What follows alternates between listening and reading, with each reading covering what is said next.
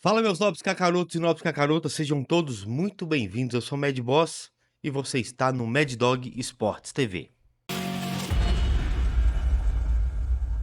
Vamos bater mais um papo do que fazer análise sobre a seleção brasileira. É bem verdade que no último dia 28 de março, Dorival Júnior foi demitido do comando da seleção brasileira, o comando técnico da seleção brasileira, pelo presidente da CBF, o Edinaldo. Acontece que para quem acompanha futebol e principalmente para quem gosta da seleção brasileira, estava nítido que, apesar do esse elenco da seleção brasileira ser um elenco bom, não é muito bom, ele é um elenco bom, não tinha rumo. A seleção brasileira simplesmente não tinha rumo, não tinha jogadas ensaiadas, o esquema tático totalmente falho. Você tinha também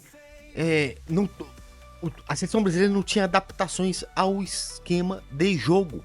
Um grande exemplo foi para a derrota contra a Argentina, aquele vexame contra a Argentina. A Argentina tem um time excepcional? Não. A Argentina tem um time bom, assim como a seleção brasileira. O problema é que o técnico Scaloni, o técnico da Argentina, ele deu um nó tático no Dorival Júnior, que não conseguiu fazer nada. Quando estava 2-0, ficou nítido que a seleção brasileira não tinha meio de campo. Mas não é só meio de campo. A seleção brasileira não tinha esquema tático, ela não tinha estratégia para sair de complicações. E para quem viveu, para quem nasceu nos anos 80 para trás, viu seleções brasileiras muito boas, com talentos individuais muito marcantes. Claro, em 93, por exemplo, nós quase não classificamos para a Copa do Mundo. Fomos campeões em 94, mas quase não classificamos para a Copa de 94. Em 93 teve aquele memorável jogo contra o Uruguai no Maracanã pelas eliminatórias, o último jogo onde o Romário faltou fazer chover. Muita gente se lembra, quem cresceu nos anos 90 se lembra disso. Para quem não cresceu, para quem está há 10 meses fora da Terra, pode olhar no YouTube os vídeos que tratam especificamente deste jogo, que foi o carimbo no passaporte para a seleção brasileira disputar a Copa de 94 nos Estados Unidos. Mas se enganam também que aquela máquina, aquela seleção de 2002 teve vida fácil nas eliminatórias. Também não teve. Mas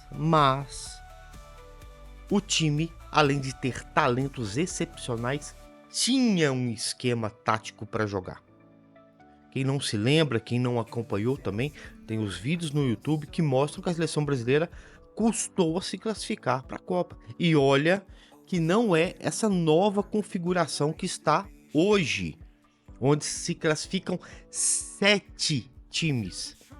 Então o Brasil, mesmo com essa campanha pífia que vem fazendo, 99% de chance dela se classificar para a Copa do Mundo de 2026, que será disputada no Canadá e nos Estados Unidos, né? Então, passou da hora do Dorival ser mandado embora? Sim, passou.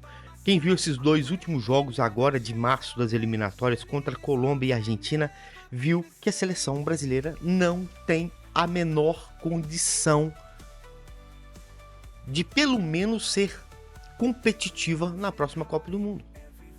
Como eu disse, por falta de jogadores, não. O Rafinha está se despontando no Barcelona. O Vini Júnior é o atual melhor do mundo.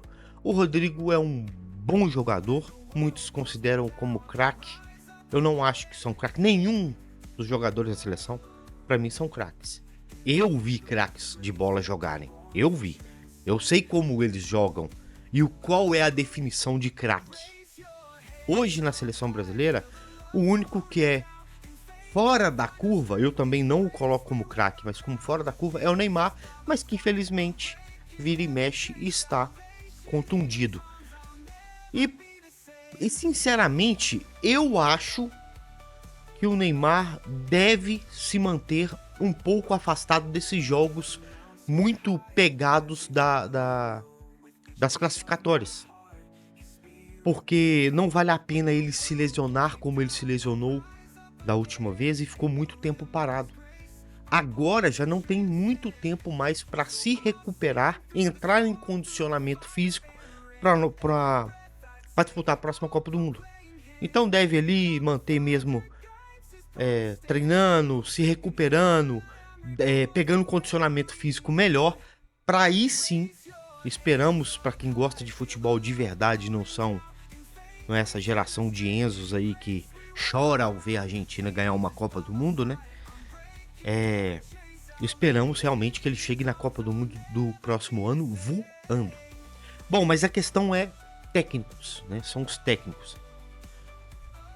A CBF já vem batendo na tecla, antes de contratar o Dorival Júnior, vem batendo na tecla do Ancelotti, que é o técnico atual do Real Madrid, campeão inclusive da Champions pelo Real Madrid. Sinceramente, se coloque no lado agora do profissional, do técnico profissional. Você viria para essa seleção brasileira? Não! Porque assim, pensando na maior seleção do mundo de futebol, é a seleção brasileira, tem cinco Copas do Mundo no currículo, não é qualquer uma que chegou. A mais próxima, as duas mais próximas à seleção brasileira é a seleção alemã e a seleção italiana com 4. E há de convir comigo, a seleção italiana nem para as últimas 2 Copas foi. A seleção alemã é uma seleção envelhecida. Ela não tem um elenco massivo. Pode ser considerado sim um pouco abaixo ali da seleção brasileira em relação a nomes, tá? Não vou deixar a qualidade, porque sabemos aí, os últimos resultados são claros de que a seleção brasileira está atrasadíssima nisso, né? Mas então você pega a seleção com maior quantidade de Copas do Mundo, a amarelinha, que por anos, né, não atualmente, mas por anos foi temida por todo mundo. Qualquer técnico nas épocas de ouro queria, exigiria, pediria, imploraria para treinar a seleção brasileira. Mas essa seleção atual, com essa CBF que tá aí, você acha realmente que o Carlos Ancelotti vai aceitar sair de um trabalho hoje bom no Real Madrid para assumir essa seleção brasileira aí, que até pouco tempo não tinha certeza se ia manter esse presidente, se ia renovar, se ele ia ser preso, se não ia, entra com recurso aqui, tira o outro ali, suspende o presidente, essa bagunça que a CBF sempre foi. Só que nos últimos anos ficou escancarado essa bagunça que era a CBF. Vocês acham realmente que o Carlos Ancelotti ia falar: não, beleza, saiu do Real Madrid, vou assumir essa seleção porque é a seleção brasileira? É claro que não. E agora vem alguns portais de novo fazer entrevista com o Ancelotti, vim falar com ele sobre a possibilidade dele assumir a seleção brasileira. Não vai, cara. Eu particularmente gostaria muito, mas ele não vai, a não ser que aconteça algo extraordinário. O Real Madrid seja eliminado de tudo, não ganhe nada, e o seu contrato, que vai ser renovado no meio do ano que vem, nas portas da Copa do Mundo, seja renovado agora, ou daqui a 2 meses, e ele fique desempregado. Será que mesmo se ele não teria um contrato gigantesco por qualquer time grande da Europa? Acho difícil, tá? Mas vamos supor que ele aceite. A seleção brasileira, ela hoje precisa de esquema tático, principalmente, de treinamento físico, que eu falo. Não sei, porque os jogadores eles saem dos seus clubes e vêm cumprir a data FIFA, depois voltam para os seus clubes. Então, fisicamente, eles já estão treinados pelos seus clubes. O que precisa realmente na seleção brasileira, como em qualquer outra seleção, é estratégia, é esquema tático, é plano de jogo. Você começa com uma formação. Por exemplo, você começa com 4-4-2 e o time adversário joga com 4-3-3 com pontas avançadas deixando o meio-campo mais livre, jogando pelas pontas, e a seleção brasileira, no caso, começa a tomar um sufoco, o que um técnico tem que ter? Outro plano tático. Fechar o time, mudar a formação, fechar as pontas, trazer mais os meias, o meia direita e o meia esquerda para fechar os pontas junto com os laterais, não subir tantos com os laterais.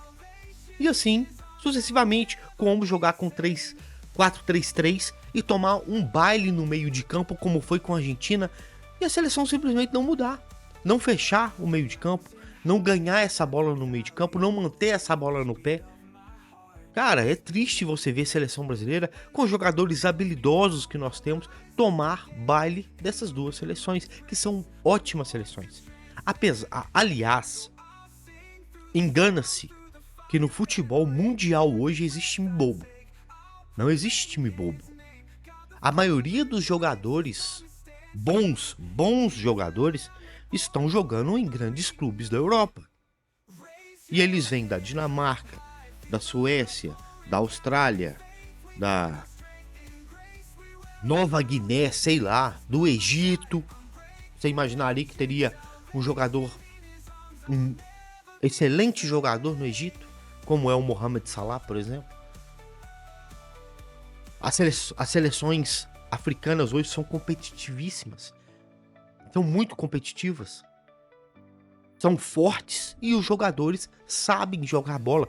Você vem para América do Sul, tem time bobo hoje. Você pega ali o Chile, que tá um time muito velho, porque o Chile eu consigo compará-lo mais ou menos, guardando as devidas proporções, com a Itália. Em qual quesito? No quesito renovação de jogadores. O Chile demora demais a revelar jogadores, assim como a Itália. A Itália, um grande exemplo é o Buffon, que foi goleiro titular da seleção italiana até os 41, 42 anos. A seleção italiana, ela sempre foi uma seleção que custou a se renovar. A seleção do Chile é a mesma coisa, tanto que o Chile, na tabela de classificação das eliminatórias para a Copa do Mundo Sul-Americana, é o último lugar. Estão à frente dele Venezuela, Bolívia. Aí você pega o Peru, a Colômbia, o Equador, o Uruguai, a Argentina e o Brasil. Tem algum time bobo aí? Não tem time bobo aí. As eliminatórias europeias, a mesma coisa. Times dão trabalho, sim. Tanto que a Itália ficou 2 vezes fora da Copa do Mundo. Você acha que a Croácia, que era um time... Foi 20 anos atrás, a Croácia não era nada. Dinamarca. Não tem time... Romênia, não tem time bobo. Bulgária, não tem time bobo mais. Então, você simplesmente colocar uma camisa com 5 estrelas no peito, com toda a história que nós temos de craques e de monstros sagrados do futebol, e achar que ela vai ganhar jogo sozinha, não vai não. Não vai mesmo.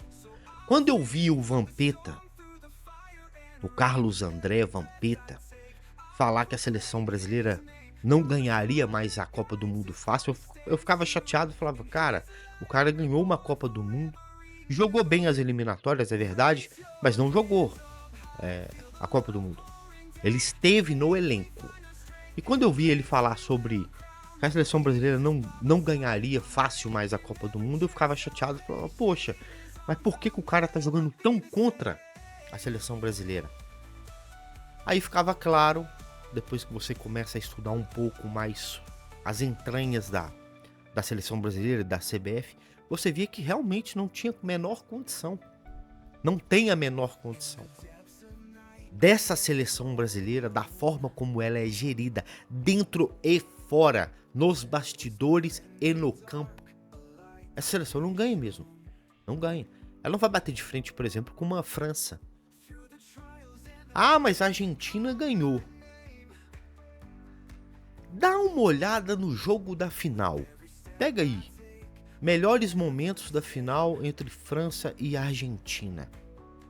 Pega a trajetória da Argentina. Não tô tirando os méritos da Argentina. Ela ganhou a Copa do Mundo, parabéns. O Messi merecia muito, assim como todo o elenco. De Maria, né, que fez uma diferença danada naquela final, né? Mas pega a trajetória da Argentina, como que ela chegou na final. E pegue o jogo, a final. E analise, sem emoções, se você gosta mais da Argentina, do Messi, enfim. Dá uma analisada naquele jogo e naquela trajetória, pelo menos a partir das oitavas de final, oitavas, quartas, semi e a final. Realmente a Argentina jogou para ganhar? Será? Dá uma olhada, dá uma analisada lá e comente aqui embaixo. Como eu disse, sem emoções. Bom, voltando aos técnicos. Ancelotti, acho muito difícil. Ele mesmo tenta se esquivar um pouco, porque ele é muito educado. Então toda vez que se pergunta ele, inclusive foi perguntado ontem por um grande portal esportivo aí, que adora fazer perguntas que dá pra ver pela cara do Ancelotti que enche o saco. Ele pega e desconversa e fala que ele tem contrato com o Real Madrid, que respeita muito a seleção brasileira. Então, sai do Ancelotti. Eu acho que não vem. Pode mudar? Pode. Vamos para o Felipe Luiz. Estão falando demais no Felipe Luiz, que é o técnico, o lateral esquerdo. Até pouco tempo aposentou, agora recente, pelo Flamengo inclusive. Fez carreira no futebol espanhol pelo Atlético de Madrid, lateral esquerdo. Foi reserva há muito tempo do Marcelo, né, na seleção brasileira. Bom jogador, tá? Não é excepcional não, mas um bom jogador para ser reserva ali. Ele na seleção brasileira ele cumpria bem o papel. Estão cogitando ele. A torcida do Flamengo, claro, tá puta, né? Não quer nem saber falar nessa possibilidade. É um bom nome? Cara, pra mim, é aposta. É aposta, assim como a Argentina fez com o Scaloni, que é o técnico deles. Não era um técnico conhecido. Quem conhecia o Scaloni antes dele assumir a seleção argentina? Ninguém, né? Só quem é muito estudioso do futebol sul-americano ia saber disso, quem que era o Scaloni. Mas fora isso, ninguém conhecia o Scaloni. O Felipe Luiz, apesar dele ter essa carreira de jogador bem sucedida lá no Atlético de Madrid, ele não tem carreira nenhuma como técnico. Começou agora. Ganhou o campeonato de base no Flamengo e agora assumiu o time titular do Flamengo. Cara, olha pra mim e fala a verdade. Ele tem alguma experiência como técnico? Não. Então seria uma aposta. Ele seria um bom nome? Eu acho que não. Isso é uma opinião pessoal, justamente porque ele ainda não tem o cacife para ser técnico da seleção. Apostar igual a Argentina apostou, vale a pena? Em cima da Copa do Mundo, com 7 vagas para se classificar. O Brasil se classifica, eu acho que de qualquer jeito. Arriscar por arriscar. Se não tiver um outro nome na prateleira, como tem possibilidade, né? Tentaria. Apostaria, não. Mas tá aí, eu acho que também o lobby do Flamengo e tal não vai deixar. Mas como a CBF é essa caixa de Pandora e ninguém sabe o que vai realmente acontecer, pode ser. Vamos então para o Abel Ferreira, que faz um trabalho nos últimos anos excepcional pelo Palmeiras. O Abel Ferreira, ele é um técnico que já demonstrou no futebol brasileiro que ele é competente. Isso é inegável. Ganhou brasileiros, ganhou Libertadores, ganhou estaduais. Enfim, é um baita de um treinador. Foi uma aposta também, é um técnico muito novo.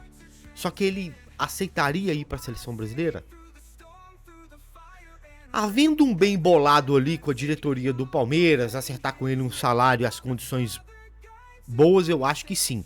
Se eu não me engano, teve uma declaração dele que ele não aceitaria, ele preferiria a seleção portuguesa ou times da Europa, que ele estaria a fim de cumprir o contrato dele com o Palmeiras. Mas eu acho que se apertar ali, tiver uma campanha legal, mobilização popular, o nome dele for vinculado com mais ênfase pelos portais esportivos, eu acho que ele aceitaria. É um bom nome? Pelo que ele demonstrou pelo Palmeiras, sim. Já que a seleção brasileira não foi sempre falado que é por mérito, que é quem está no seu melhor momento, no seu auge, que deve ser convocado, eu acho que para o cargo de técnico também deveria. Mas não sei se a CBF vier com um plano mais ou menos, ele aceitaria. Então, se for para fazer uma aposta entre o Felipe Luiz e o Abel Ferreira, eu ficaria com o Abel Ferreira. O outro nome vinculado é o do JJ, Jorge Jesus, que fez um ótimo trabalho pelo Flamengo, mas muita gente apaga o que aconteceu logo depois. Ele foi para Portugal, montou um baita de um time, um elenco caro e não ganhou absolutamente nada em Portugal. Ele foi para a Arábia e agora bateu recorde lá com o Al Hilal, ganhando, eu acho que tudo que podia ganhar com o Al Hilal até agora, e inclusive está agora na fase da Champions da Ásia lá, né, disputando com o Al Hilal. Ele já disse em entrevistas para um grande portal esportivo que tem vontade demais, aceitaria com todo o prazer e como vontade mesmo de treinar a seleção brasileira e a portuguesa também, é o sonho dele. Ele já tem uma idade avançada, eu acho que por isso que ele já estaria mais propenso a aceitar esse trabalho com seleções, hein? Principalmente, volto a repetir, com a seleção brasileira e a seleção portuguesa. Ele já fez muito dinheiro lá nas Arábia para poder pensar agora, já com a idade dele, em treinar um time europeu, um time ali de primeira e segunda, acho que mais entre primeira e segunda prateleira do futebol europeu. Eu acho que ele já tá com o bolso cheio de grana, já tá com o burro na sombra, ele pensaria mais como projeto pessoal de carreira dele treinar uma grande seleção, e nada melhor para ele do que treinar a seleção brasileira ou a portuguesa, claro, porque ele é português. É um bom nome? É o que eu acredito que realmente vai se concretizar? Entre esses nomes que foram falados até agora, entre Ancelotti, Felipe Luiz, Abel Ferreira, eu acho que quem tem mais chance de assumir a seleção brasileira é o JJ mesmo. A CBF diz que está desconversando, diz que tem ele como plano. Quer dizer, a CBF não fala, os portais que têm contatos dentro da CBF que informam. Então a gente sabe que é um plano da CBF, porque esses portais têm informações que o mundo racional aqui, né, o mundo normal não tem. Então, acho uma possibilidade sim do JJ ser o novo técnico da seleção brasileira, mas eu particularmente não coloquei na thumbnail esse nome. Não sei quais são as intenções dele. Ele está contratado não como técnico, mas como um representante de uma marca grande aí de energético, né? Eu acho que o nome que está vago, que se fizer uma conversa bem feita com ele possivelmente aceitaria, é o do Klopp. Eu particularmente acho que o Klopp tem essa áurea mais para assumir a seleção brasileira nesse momento. Haja vista o incrível trabalho que ele fez por anos no Liverpool, inclusive levando o Liverpool a ser campeão da Champions depois de muitos anos, e montando times excelentes, trocando algumas peças chaves ali, mas com um esquema tático excelente. Você pega os times do Klopp, ele teve na época do Felipe Coutinho no auge ali, você tinha muito um controle de bola ali no meio de campo, lançando para os atacantes. Depois você veio jogadas pelas pontas, usando principalmente o Salah e o Mané, a velocidade deles, mais um centroavante clássico, claro, que a gente teve ali, talvez na melhor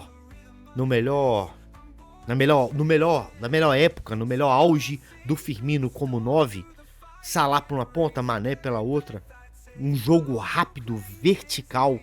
E depois tivemos, com a saída desse 9 de ofício, mudaram algumas peças ali, veio o Darwin Núñez, não se encaixou muito bem. No início dessa nova formação do Klopp, ele tinha os lançamentos, e os lançamentos funcionavam inclusive com o Alisson. Quantas assistências o Alisson deu para os atacantes do Liverpool? O que essa seleção faz muito mal, que são os lançamentos. Você vê o último jogo contra a Argentina, é tragédia anunciada aquilo. Era devolver a bola para a Argentina, não tinha uma jogada rápida, um lançamento saindo lá de trás, não tinha. Então, eu sinceramente acho que o Klopp é um bom nome, apesar de que a CBF e as mídias não vinculam a possibilidade do nome dele. Eu, hoje, se eu fosse apostar, um site de apostas, eu vou apostar quem seria o novo técnico da seleção, eu colocaria minhas fichas no JJ. Eu acho que ele está bem mais próximo da seleção brasileira do que os outros nomes. O Ancelotti é um sonho que eu acho sinceramente impossível, por todo o contexto que eu expliquei no início do vídeo. Bom, esse é mais um desabafo de um torcedor, de um fã de futebol, de um fã da seleção brasileira, que vi times maravilhosos e infelizmente tô vendo jogadores bons mal direcionados. E vale a pena aqui, como torcedor, como um fã de futebol, de futebol bem jogado, joga bonito, né, da seleção brasileira, tem que se falar uma coisa. Essa seleção atual, eu coloco aí desde 2014, tá? Do famoso 7-1, que criou a geração do Zenzo aí, né? Comentaristas de futebol e fãs de futebol. São os Zenzo, a geração 7-1. Eu não vejo mais amor ao vestir a camisa da seleção brasileira. Isso muitos torcedores, principalmente os mais antigos, dizem isso e é verdade. Não tem mais paixão pela seleção brasileira. É claro que os contratos são absurdos, os jogadores ganham nos seus clubes fábulas de dinheiro. Não duvido que escondido ali naquelas cláusulas dos contratos estejam, se você machucar pela sua seleção, você vai perder aqui no clube, não vai ter aquela renovação, não vai ter aquela bonificação. Eu não duvido não, tá? São empresas. O jogador é um ativo do clube, ele vale dinheiro. Ele vale dinheiro. E ele parado é prejuízo. Porque o clube continua pagando o salário dele, os benefícios, a assistência médica e etc. Então o jogador, ele é um ativo do clube. Ele vem para a seleção brasileira na data FIFA, disputando campeonatos grandes nos clubes deles, que dão relevância hoje, a Champions, enfim. Ele vai entrar numa dividida forte contra um Depou da Argentina? Mas espera aí, você pode virar para mim e falar assim, não, mas o Depou tem um contrato grande lá também com o Atlético de Madrid. É aí que tá o problema. Quando ele veste a camisa da seleção argentina, ele veste a camisa da seleção argentina. Ou você acha que alguma daquelas... Que o Dibu, que é o goleiro da Argentina, ele compraria aquela briga lá com o Rafinha? Daria uma cotovelada nele lá no final do jogo? E os outros jogadores comprariam a briga? Ele também tem um contrato grande com o time da Inglaterra. Não é um time da primeira prateleira da Premier League, mas ele também tem um contrato gigantesco lá. E aí? Esse é o problema desta seleção, que veste a camisa da seleção brasileira como se fosse o pijama, o uniforme dele, que pra ele amanhã ele tira, troca, põe pra lavar e... Essa seleção ou muda a personalidade dos jogadores, coloquem na cabeça deles que eles estão vestindo a camisa da seleção brasileira, ou não convoca eles mais. A seleção brasileira, no Brasil, falta jogador? Não falta jogador. Falta treinamento, falta aprender sobre táticas de futebol. Jogador, qualidade, habilidade, o Brasil nunca vai deixar de ter. Nunca. O futebol mudou. Hoje é mais tático. Hoje o futebol é estudado, é físico, o jogador precisa cuidar do seu corpo, que é sua máquina de trabalho. Mas a habilidade natural de moleque de rua, de jogar bola, de driblar, é aqui, é o Brasil. O que falta é amor. Eu vi um jogador da seleção brasileira que é convocado aí, que tem um nome diminutivo, eu não vou falar o nome do jogador, que foi perguntado pra ele estava suspenso num jogo recente das eliminatórias, foi perguntado pra ele se ele tinha visto o jogo da seleção. Ah, você viu o jogo da... Você não tava, né? Porque você tava suspenso. Você viu o jogo? Ah, não vi não, nem sei o que aconteceu. Você faz parte da seleção, você só não foi convocado porque você estava suspenso. Você estava cumprindo suspensão com cartão amarelo. Você não viu o jogo da seleção brasileira? Você não acompanhou seus companheiros? Não vi não. Não, nem lembrei. É isso aí, o tipo de jogadores que estão na seleção brasileira. É, meus amigos, começo a cada vez mais acreditar no Vampeta, que possivelmente, se não mudar, já que sabemos, infelizmente, que a estrutura da CBF, a forma como é conduzido o futebol brasileiro, não vai mudar tão fácil, que mude pelo menos a cabeça dos jogadores brasileiros e a forma como se gere no campo o futebol brasileiro. É isso aí. É mais um desabafo e uma análise do que qualquer outra coisa, beleza? Então é isso aí, rapaziada. Lembrando, o canal é novo, se inscreva, deixe o seu like aqui, compartilhe com mais pessoas. Comente qualquer coisa aqui embaixo, você gostou, você não gostou, qual técnico você acha que deve vir. Eu não falei o nome que você acha que deve vir. Coloca aqui embaixo, comente o que você acha, o que você acha dessa seleção brasileira. É uma seleção de papel. Mantém no museu do Rei Pelé lá a camisa com 5 estrelas e acabou pra frente. Comente aqui embaixo, deixe seu like. Valeu? Muito obrigado a todos. Um grande abraço, fiquem com Deus e Datê Baiô. Fui!